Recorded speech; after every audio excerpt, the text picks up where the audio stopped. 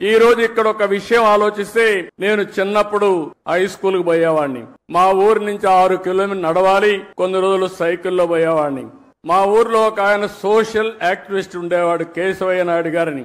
ఆయన పని ఎక్కడన్నా అడవుల్లోకి మేకలు వచ్చినా, అటవీ సంపద ఎవరన్నా కొట్టేస్తా ఉన్నా పిటిషన్లు పెట్టి యాక్షన్ తీసుకునే కార్యక్రమం చేసేవాడు. ఆ రోజు ఒక రోజు మేము వెళ్తా ఉంటే మమ్మల్ని అందరినీ పిలిచి, ఇది కాపాడాలి, మీ సహకారం కావాలని చెప్పి మా దగ్గర ఫారెస్ట్ ఆఫీసర్లకు ఫోన్లు చేపించాడు, మా దగ్గర లెటర్లు పెట్టించాడు. దానివల్ల ఫారెస్ట్ ఆఫీసర్లు వచ్చి ఇమీడియట్ గా యాక్షన్ తీసుకునేవాళ్లు.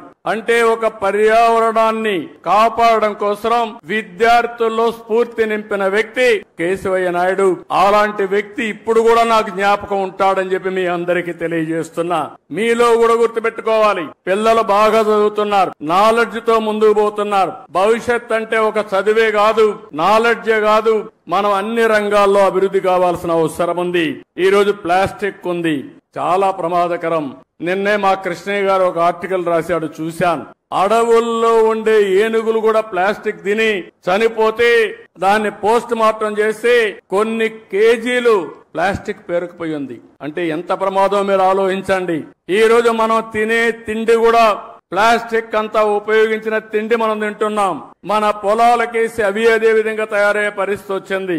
మన పశువులు కూడా ఈ ప్లాస్టిక్ ఇవన్నీ తిని ఆ పాలు మనం తాగుతున్నామంటే ఎంత వాతావరణాన్ని కాలుష్యం చేస్తున్నామో మనం గుర్తుపెట్టుకోవాల్సిన అవసరం ఉంది.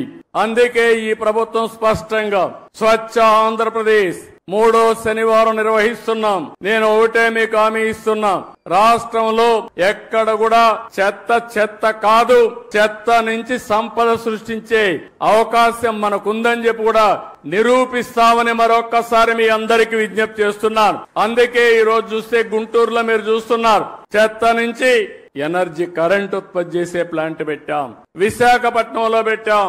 ఇప్పటికే అన్ని ప్లాంట్స్ పెట్టి కంప్లీట్ చేసేవాళ్ళం, కానీ గడిచిన ప్రభుత్వం దీనిపైన కూడా సీత కన్నేశారు. దీనివల్ల ఇబ్బంది పడ్డాం. ఈ రోజు నేను ఒకటే హామీ ఇస్తున్నాను, రాబోయే 3 సంవత్సరాల్లో ఇంకా ఒక 3 వేస్ట్ ఎనర్జీ ప్లాంట్స్ వస్తాయి. పట్టణ ప్రాంతాల్లో 90% చెత్తంతా తీసి, పొడి చెత్త తీసి ఎనర్జీగా చేసే పరిస్థితి వస్తుంది.